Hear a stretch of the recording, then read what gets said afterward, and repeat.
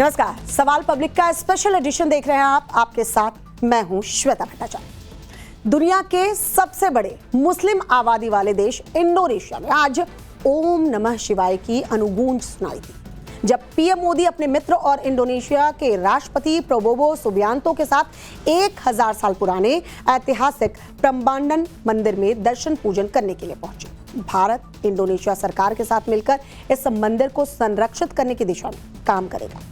तो और कौन से ऐसे देश हैं जहां पीएम मोदी की मंदिर डिप्लोमेसी कारगर रही? इसके साथ ही आगे ऑस्ट्रेलिया में पीएम मोदी के स्वागत को लेकर क्या तैयारियां हैं, सब कुछ इस रिपोर्ट में।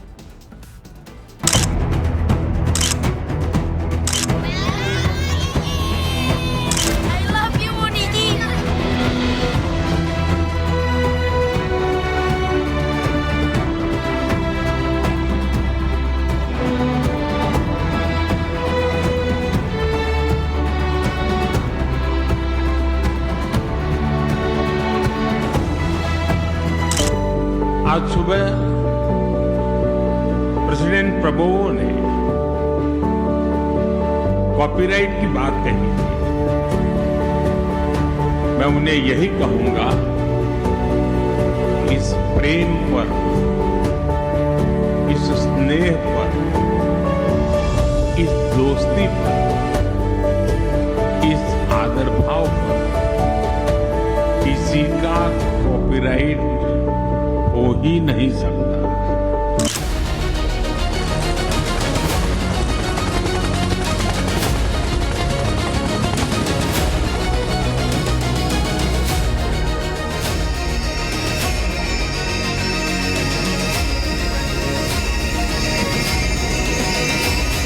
यहाँ की हवा में एक संस्कृति की खुशबू है, वो खुशबू जो हम भारत की धरती पर पल पल अनुभव करते हैं। ये खुशबू हमारी सांस्कृतिक विरासत भी अपने आप में अपनत्व से जोड़ती है।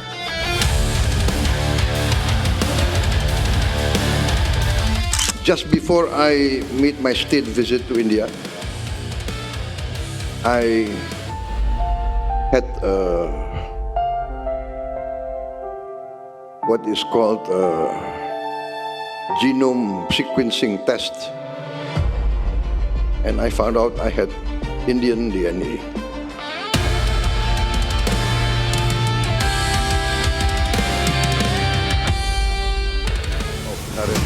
सांस्कृतिक, ऐतिहासिक और विरासत के संवेदनशील सूत्र में बंधे भारत और इंडोनेशिया ने मित्रता के एक नए दौर में प्रवेश किया। सबसे बड़ी मुस्लिम आबादी वाले देश के राष्ट्रपति और अपने परम मित्र प्रबोवो सुबियांतो के साथ पीएम मोदी पहुंचे इंडोनेशिया के प्रसिद्ध ऐतिहासिक प्रम्बानन मंदिर। या आज यहां पर आकर के करीब 1200 साल पुराना ब्रह्मा, विष्णु, महेश, इन यादों को साथ जुड़ी हुई एक हमारी सांस्कृतिक विरासत का पुनरुद्धार और उसका रिनोवेशन का काम, उसका प्रारंभ करने का सौभाग्य भी मुझे मिला। मैं अपने आप में बहुत बड़ा भाग्यशाली मानता हूं। मेरे लिए बहुत सुखद अनुभव रहा। करीब 1000 साल पुराने हिंदू मंदिर में पीएम मोदी ने पूजा अर्चना की। ये मंदिर भगवान शिव, भगवान विष्णु और भगवान ब्रह्मा को समर्पित है। हेलीकॉप्टर से भव्य और दिव्य दिख रहे इस मंदिर की सुंदर छवि को पीएम मोदी ने सोशल मीडिया पर शेयर करते हुए लिखा, भव्य प्रम्बानन मंदिर। प्रम्बानन मंदिर इंडोनेशिया का सबसे बड़ा मंदिर है जो कंबोडिया के अंकोर वाट के बाद आता है। नॉर्थ ईस्ट एशिया का दूसरा बड़ा हिंदू मंदिर परिसर कहा जाता है। ये दक्षिण पूर्व एशिया का दूसरा सबसे बड़ा हिंदू मंदिर परिसर है। भारत और इंडोनेशिया ने इस 1000 साल पुराने यूनेस्को धरोहर के संरक्षण और जीर्णोद्धार के लिए एक समझौता किया है। और मैं देख रहा हूं कि योग्यकार्ता के इस भव्य मंदिर कॉम्प्लेक्स में अब जब हम पुनर्निर्माण का काम करने जा रहे हैं और ये यूनेस्को का वर्ल्ड हेरिटेज है, मुझे पूरा विश्वास है आज के बाद भारत के यात्री तो यहाँ जरूर आएंगे। दुनिया के दूर दूर क्षेत्रों में कहीं पर भी जाएं, हमें कहीं न कहीं भारत की सांस्कृतिक विरासत के दर्शन होते हैं। ये पूरे साउथ ईस्ट एशिया का दूसरा सबसे बड़ा हमारी विरासत की पहचान है। पीएम मोदी की मंदिर डिप्लोमेसी कूटनीति से ज्यादा सांस्कृतिक सूत्र का संवेदनशील भाव है, जिससे वो भारत और आसपास के देशों के साथ भारत के संबंधों को और मजबूत करते रहे हैं। 2014 से लेकर अब तक पीएम मोदी ने कई देशों में मंदिरों के जीर्णोद्धार करवाए हैं, जैसे लाओस का वाट फू मंदिर। भारत ने करीब 1000 वर्ष पुराने यूनेस्को के विश्व धरोहर वाट फू शिव मंदिर के संरक्षण और मरम्मत में सहयोग किया। इसी तरह 2022 में भारत ने अंकोर वाट, तापरोहम और प्रेह विहार जैसे विश्व प्रसिद्ध मंदिरों के संरक्षण में महत्वपूर्ण भूमिका निभाई। ये मंदिर भारत की प्राचीन हिंदू सांस्कृतिक विरासत के महत्वपूर्ण प्रतीक हैं। साल 2021 में भारत ने 1971 की जंग में नष्ट हुए ऐतिहासिक रमना काली मंदिर के पुनर्निर्माण में सहयोग दिया। 2021 में ही मंदिर का उद्घाटन हुआ।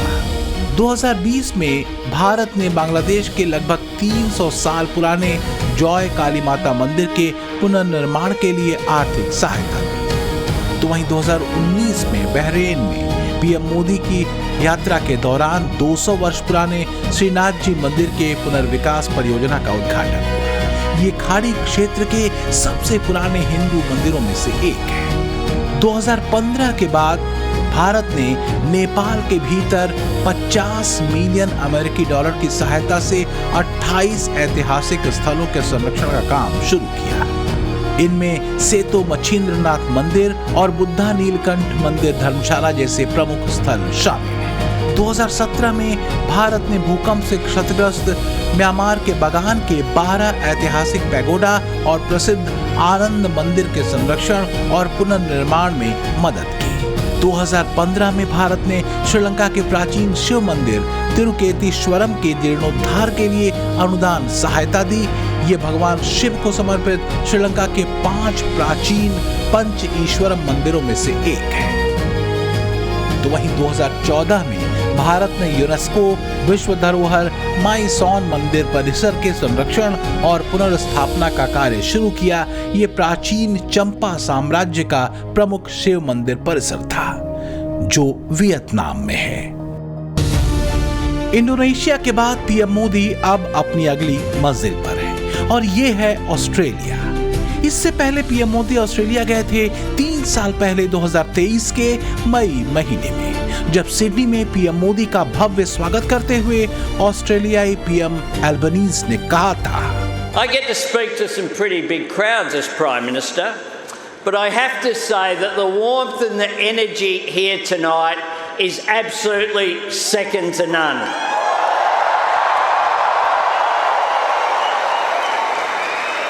I said to my friend the Prime Minister before, the last time I saw someone on the stage here was Bruce Springsteen, and he didn't get the welcome that Prime Minister Modi has got.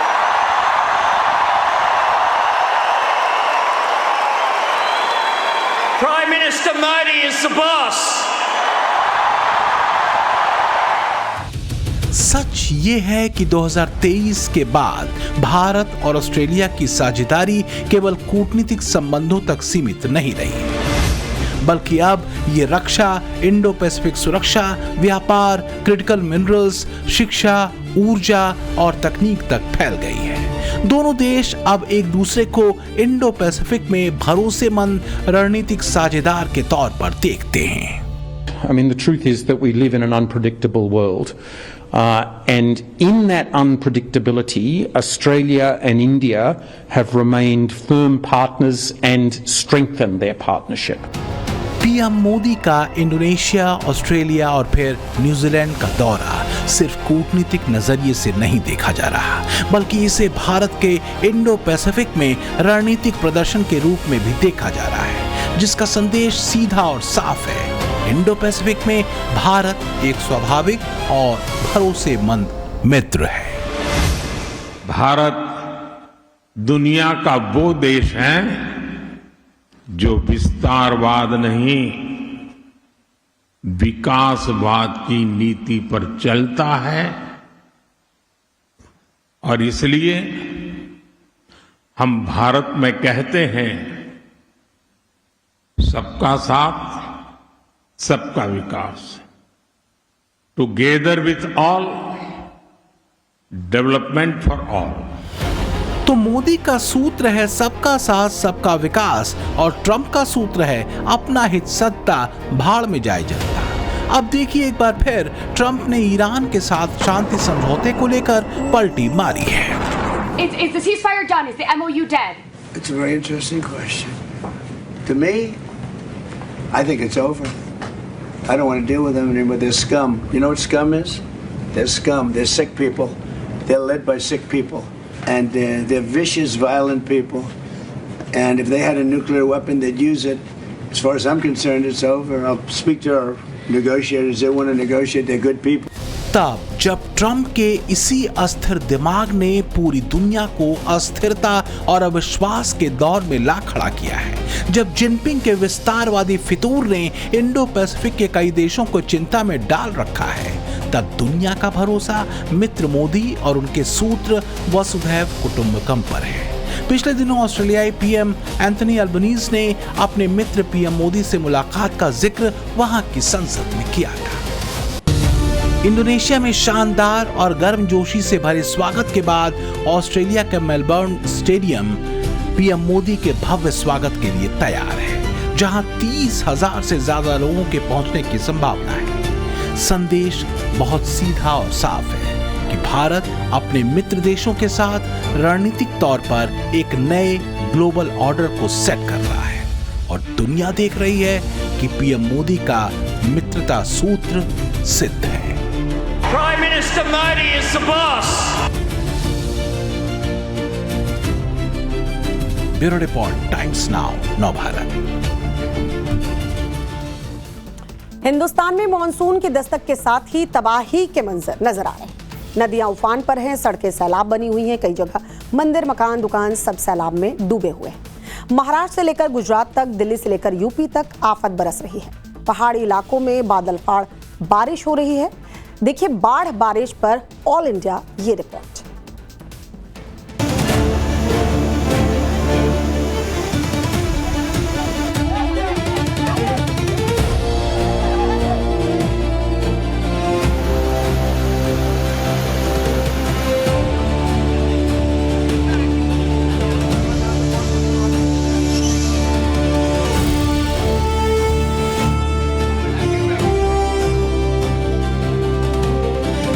कुदरत का ऐसा कहर और ऐसा खौफनाक मंजर। आसमान से ऐसी आफत बरसी है कि मंदिर, मकान, दुकान, सामान से लेकर खेत खलिहान सब पानी के आगोश में समा चुके हैं। हिंदुस्तान में उत्तर से लेकर दक्षिण तक हाहाकार मचा है।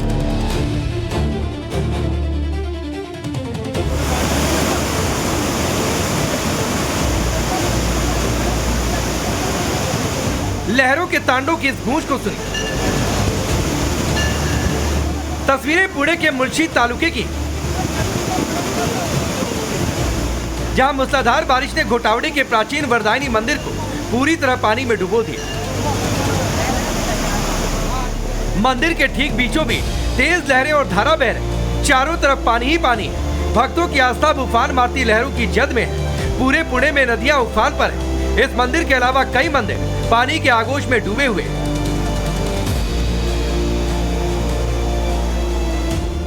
इस वक्त हम पुणे के आनंदी में मौजूद हैं, और आनंदी में अगर आप देखेंगे तो ये मावली मंदिर है काफी प्रसिद्ध मंदिर है, क्योंकि यहीं से जो लोग पालकी है वो लेकर आते हैं और उसके बाद यहाँ से दूसरी तरफ जाते हैं। लेकिन ये सामने का जो पूरा रास्ता आप देख रहे हैं, ये दरअसल एक ब्रिज है और इसी ब्रिज में ये मेन ब्रिज है जहां से लोग क्रॉस करके मंदिर की तरफ जाते हैं। लेकिन ये पूरा ब्रिज आपको यहाँ पानी से लबालब नजर आएगा। ब्रिज का जो बैरिकेड है उसको तोड़ते हुए जो इंद्राणी की पानी है वो देखिए किस तरीके से आगे बढ़ रहा है, वेग कितना ज्यादा है आप इस पानी का देख सकते हैं। और लगातार जो पूरा इलाका है, जो पूरा मंदिर का परिसर है, वो इस पानी के अंदर अभी समाया हुआ नजर आएगा।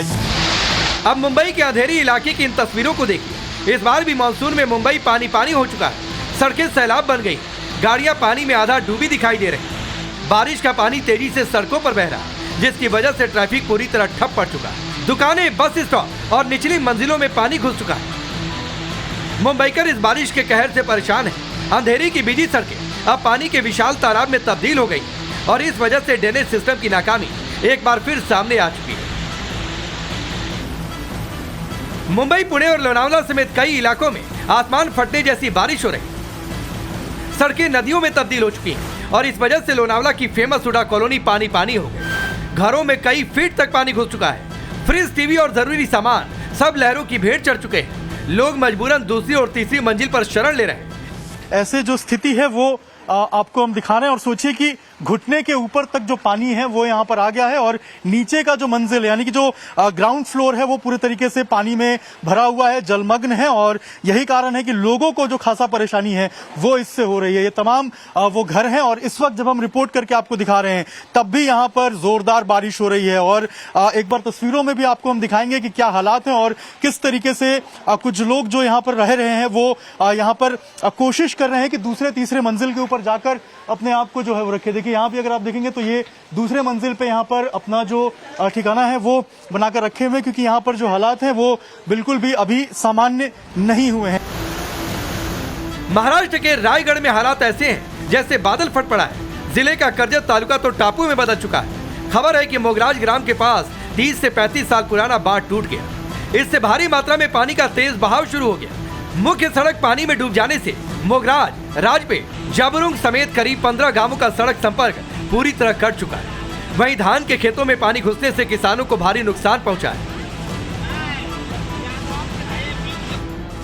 स्थानीय लोग बाढ़ बारिश के साथ साथ मगरमच्छ की वजह से भी खौफ के साए में। तस्वीरें जिले के कुंभरवाड़ा इलाके की हैं, जहां सड़क पर मगरमच्छ को देखकर स्थानीय लोगों में दहशत फैल गई। पानी के साथ नदी नालों से बाहर निकले ये खतरनाक जीव आम लोगों के बीच घूम रहे थे, जिससे इलाके में अफरा तफरी मच गई। महाराष्ट्र के नासिक में गोदावरी नदी उफान पर है। नदी खतरे के निशान को पार कर चुकी है, जिससे पूरे शहर में बाढ़ जैसे हालात हैं। बाढ़ का पानी सड़कों पर सैलाब बन चुका है और कई रिहायशी इलाकों में घरों के ग्राउंड फ्लोर पानी में डूबे हैं। इमारतें, दुकानें और गलियां पानी से लबालब हैं। अब इन तस्वीरों को देखिए। महाराष्ट्र की काशी कहे जाने वाले नासिक में गोदावरी नदी सीमाएं लांघ रही। पवित्र रामकुंड पूरी तरह जलमग्न हो चुका है। पूरा का पूरा जो रामकुंड है, जिसमें 50 से भी ज्यादा छोटे बड़े मंदिर हैं, जिसमें बजरंग बली से लेकर महादेव से लेकर माँ दुर्गा से लेकर हर देवी देवता के यहाँ पर आपको मंदिर मिल जाएंगे, वो पूरी तरीके से पानी में डूब चुके हैं। और जो आइकॉनिक मंदिर का जो माना जाता है यहाँ पर मारुति भगवान बजरंग बली की वो मूर्ति जो इस रामकुंड की सबसे बड़ी शोभा मानी जाती है, वो देखिए अगर आप उनके शीश तक वाटर का जो लेवल है, पानी का जो लेवल है गोदावरी का, वो पहुंच चुका है। जो हाल महाराष्ट्र का है वैसी तबाही गुजरात में मची है। सूरत में लगातार बारिश ने कई इलाकों को पानी में डुबो दिया। हालात इतने गंभीर हैं कि जेसीबी के सहारे लोगों को रेस्क्यू करना पड़ रहा। चारों ओर सिर्फ पानी ही पानी है। हम यहाँ पर अपने आधे पैर यहाँ पर डूबे हुए हैं और यहाँ पर आप आगे देख सकते हो। अगर हम आगे जाए तो आगे तो पूरा 1 से 2 इंसान डूब जाए इतना पानी है। 6-6, 10-10 फुट तक आगे पानी भरा हुआ है। और आप मेरे पीछे थोड़ा सा देखिए, वहां पर कैमरामैन वहां पर दिखाइए, वो देखिए वो लोग तैरकर एक बच्चों को वहां से निकल कर आ रहे हैं। वहां पर जो बच्चे डूबे थे और जो फंसे थे उन लोगों को यहाँ पर वो ट्यूब के जरिए उन लोगों को बचाकर यहाँ पर लाया जा रहा है। गुजरात में नर्मदाबाद में जलस्तर तेजी से बढ़ रहा। ऊपरी इलाकों में मध्य प्रदेश और महाराष्ट्र में लगातार हो रही भारी बारिश की वजह से सरदार सरोवर नर्मदाबाद में पानी का जलस्तर बढ़ चुका है। बांध के जलस्तर में लगातार इजाफा हो रहा, जिससे बाढ़ का खतरा और मंडराने लगा है। गुजरात के नवसारी की ड्रोन से ली गई तस्वीरों को देखिए। पूरा शहर बाढ़ के पानी में डूबा है। शहर के दशहरा टेकरी, स्टेशन रोड, शांता देवी रोड, वेरावल सहित सभी इलाके जलमग्न नजर आ रहे हैं। वडोदरा में शहर के पौष इलाके में बाढ़ के पानी के साथ मगरमच्छ सड़क पर आ गया। 9 फीट लंबा विशाल मगरमच्छ दिखने से इलाके में दहशत फैल गई। मध्य प्रदेश में भी मानसून ने कहर बरपाया है। उज्जैन में भारी बारिश ने पवित्र नगरी को जलमग्न कर दिया। लगातार बारिश की वजह से शिप्रा नदी उफान पर है, जिससे आसपास के कई इलाके जलमग्न हो गए। नदी किनारे के रिहायशी इलाकों में पानी घुस चुका है, जिससे स्थानीय लोग परेशान हैं। दिल्ली एनसीआर में भी कल से लगातार बारिश हो रही। गुरुग्राम में पहली बारिश ने प्रशासन के दावों की पोल खोल दी।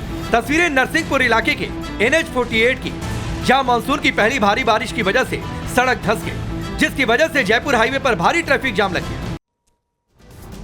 क्या अहमदाबाद सीरियल ब्लास्ट केस के दोषी आतंकियों पर जमीयत उलमाए चीफ मौलाना अरशद मदनी मेहरबान है। गुजरात हाईकोर्ट ने कल 38 आतंकियों की मौत की सजा को बरकरार रखा। अब मौलाना मदनी ने हाईकोर्ट के फैसले को सुप्रीम कोर्ट में चुनौती देने का ऐलान किया है। हाईकोर्ट के फैसले और मदनी के ऐलान पर ओवैसी से लेकर इमरान मसूद तक सब खामोश हैं। सवाल उठ रहे हैं कि आखिर मौलाना मदनी को आतंकियों से इतनी हमदर्दी क्यों है। देखिए सर।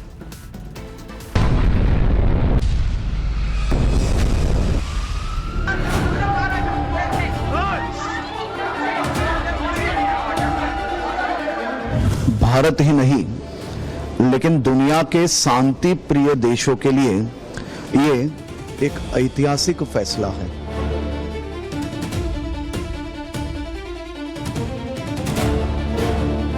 मुझे स्पष्ट हो चुका है कि तुष्टीकरण के नाम पे कांग्रेस और समाजवादी पार्टी की बी टीम मदनी आज आतंकवादियों का समर्थन कर रही है।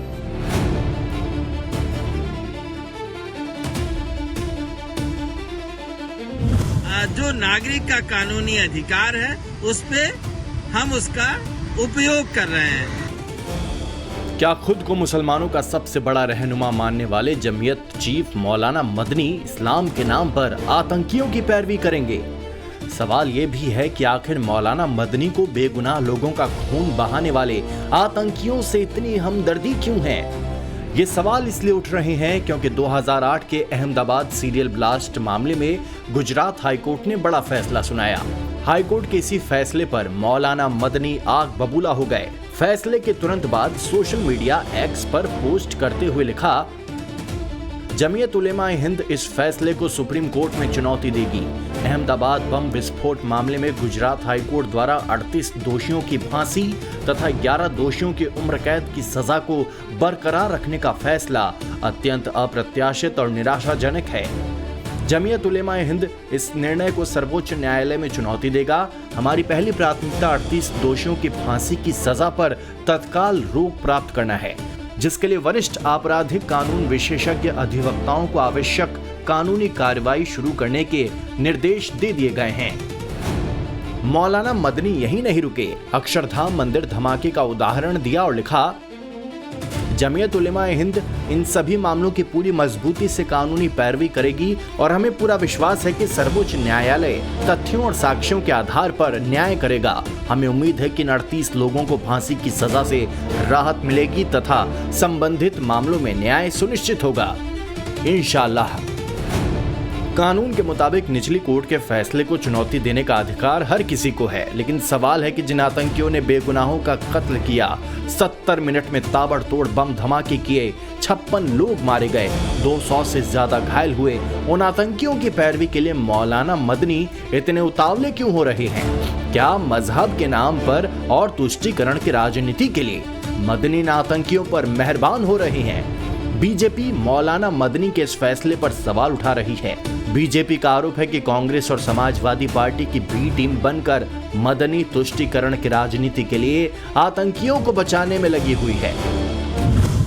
अरशद मदनी का बयान कांग्रेस और समाजवादी पार्टी की विचारधारा को स्पष्ट करता है, क्योंकि अरशद मदनी को बैक करने वाली कांग्रेस और समाजवादी पार्टी की लीडरशिप है। इससे स्पष्ट होता है कि तुष्टीकरण की राजनीति के लिए ये आतंकवादियों तक का समर्थन करते हैं। याद करिए, जब अखिलेश यादव की सरकार थी तब इन्होंने अयोध्या और बनारस के ब्लास्ट एक्यूज तक के रिहाई के लिए उत्तर प्रदेश के इलाहाबाद हाईकोर्ट में पैरवी करी थी और सोनिया गांधी ने बटला हाउस के आतंकवादियों पर आंसू बहाए थे। आज ये स्पष्ट हो चुका है कि तुष्टीकरण के नाम पे कांग्रेस और समाजवादी पार्टी की बी टीम मदनी आज आतंकवादियों का समर्थन कर रही है। हालांकि पहला मौका नहीं है जब जमीयत उलेमा हिंद आतंकियों की मदद के लिए आगे आया है। दरअसल जमीयत उलेमा हिंद के पास लीगल सेल नाम का एक संस्थान है जिसके माध्यम से ये आतंकवाद के आरोपी मुसलमानों को कानूनी लड़ाई लड़ने में मदद करता है। इसकी स्थापना 2007 में हुई थी। मीडिया रिपोर्ट्स के मुताबिक जमीयत उलेमा हिंद ने लगभग 700 आरोपियों को अपनी सेवाएं प्रदान की हैं। इस तरह के हस्तक्षेपों के कारण 2007 से 2023 तक कम से कम 400 आरोपियों को बरी कराया जा चुका है। ऐसे कई मामले हैं, आतंकवादी घटनाएं हों या फिर दंगा भड़काने की साजिश, जमीयत उलेमा हिंद मजहब के नाम पर आरोपियों का बचाव करने और उन्हें कानूनी सहायता देने के लिए आगे आए हैं। 26/11 मुंबई आतंकी हमले, 2011 मुंबई तिहरे विस्फोट, मुलुंड विस्फोट और गेटवे ऑफ इंडिया विस्फोट मामलों में आरोपियों का बचाव किया था। 2013 में पुणे जर्मन बेकरी बम विस्फोट मामले में आरोपी इंडियन मुजाहिदीन आतंकवादी मिर्जा हिमायत बेग को मुफ्त कानूनी सहायता प्रदान की।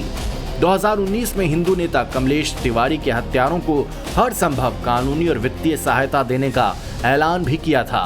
2006 के वाराणसी संकट मोचन मंदिर विस्फोट मामले में आरोपियों को मुफ्त कानूनी सहायता प्रदान की। 2010 में दिल्ली की जामा मस्जिद के बाहर प्रेशर कुकर ब्लास्ट के आरोपियों को भी कानूनी मदद दी। अहमदाबाद सीरियल ब्लास्ट केस में 38 दोषियों की फांसी की सजा को गुजरात हाईकोर्ट ने बरकरार रखा है। हालांकि इस फैसले के खिलाफ जमीयत के चीफ मदनी सुप्रीम कोर्ट में जाने की बात कह रहे हैं, लेकिन इस मामले में AIMIM के राष्ट्रीय प्रवक्ता वारिस पठान से जब उनकी राय जाननी चाहिए तो उन्होंने इस मुद्दे पर कुछ भी कहने से मना कर दिया। मामले पर ओवैसी की पार्टी बोल नहीं रही है। कांग्रेस भी हाईकोर्ट के फैसले पर बोलने से बच रही है। इसी मुद्दे पर हमने कांग्रेस नेता इमरान मसूद से उनका पक्ष जानने की कोशिश की, लेकिन इमरान मसूद ने फिलहाल इस मुद्दे पर कुछ भी बोलने से इनकार कर दिया। हालांकि समाजवादी पार्टी नागरिक अधिकार की बात कहकर मौलाना मदनी के हाईकोर्ट के फैसले को चुनौती देने की बात को सही ठहरा रही है। जिन लोगों को सजा हुई है वो अपील में जा रहे हैं। अपील नागरिक का कानूनी अधिकार है। हम अदालत के फैसले पे सवाल नहीं उठा रहे हैं, बल्कि जो नागरिक का कानूनी अधिकार है उस पे हम उसका उपयोग कर रहे हैं। मौलाना अरशद मदनी और उनकी संस्था इसी बात को लेके सुप्रीम कोर्ट जा रही है। हो सकता है कि सुप्रीम कोर्ट विस्तृत सुनवाई करे तो जिन लोगों को सजा मिली है उन्हें सजा से बरी हो सके। 48 घंटे का अल्टीमेटम खत्म और अब अगले 48 घंटे में क्या होगा ये मुनीर सोच भी नहीं सकता। तो क्या फिर से पाकिस्तान का भूगोल बदल जाएगा? क्या मुनीर की हरकतों का परिणाम पूरा पाकिस्तान भुगतेगा? POJ के थमने को तैयार नहीं है। आखिरी जंग का ऐलान कर दिया गया है। आज की रात आखिरी है। कल क्या होगा दुनिया इसका इंतजार कर रही है।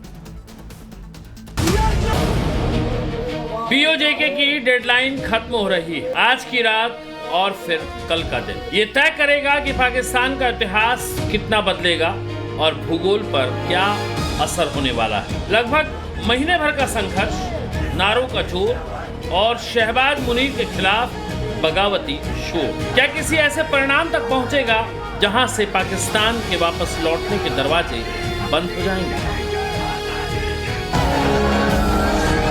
मुजफ्फराबाद, रावलकोट, मीरपुर या फिर कोटली अपने हक हुकूक के लिए सड़क पर उतरी POJ की आवाम का सब्र टूटता दिख रहा है। ज्वाइंट अवामी एक्शन कमेटी के नेतृत्व में मुनीर आर्मी और शहबाज सरकार के तानाशाही रवैये के खिलाफ अब आर या पार के जंग की तैयारी शुरू हो गई है। बेशक मुनीर की फौज इन प्रदर्शनकारियों पर जुल्म के इंतहा पार करने में कोई कसर नहीं छोड़ रही। बावजूद इसके इंकलाब के नारों का शोर थमता हुआ नजर नहीं आ रहा। POJ का कोई ऐसा इलाका नहीं जहां से आजादी के नारों की गूंज ना सुनाई दे रही हो, लेकिन अब आखिरी जंग की तैयारी कर ली गई है। पाकिस्तानी हुक्मरानों की फेल्ड पॉलिसी और करतूतों से 1971 में पाकिस्तान का नक्शा बदला था। कुछ ऐसे ही संकेत फिर से दिखने लगे। फील्ड मार्शल मुनीर के कायराना और तानाशाही रवैये के कारण पीओके की आग अब शांत होती नहीं दिख रही। पाकिस्तानी हुक्मरानों को दी गई 48 घंटे वाली डेडलाइन का काउंटडाउन शुरू हो चुका है। जिस पीओके के भरोसे पाकिस्तान इतराता फिर रहा था, जिसके रेयर अर्थ मिनरल को बेचकर मुनीर अपनी जेब भर रहा था, अब उसका चैप्टर क्लोज होना तय माना जा रहा है। और जल्दी ही वो समय आने वाला है जब पीओके मुनीर शहबाज के लिए किसी बुरे सपने जैसा हो जाएगा।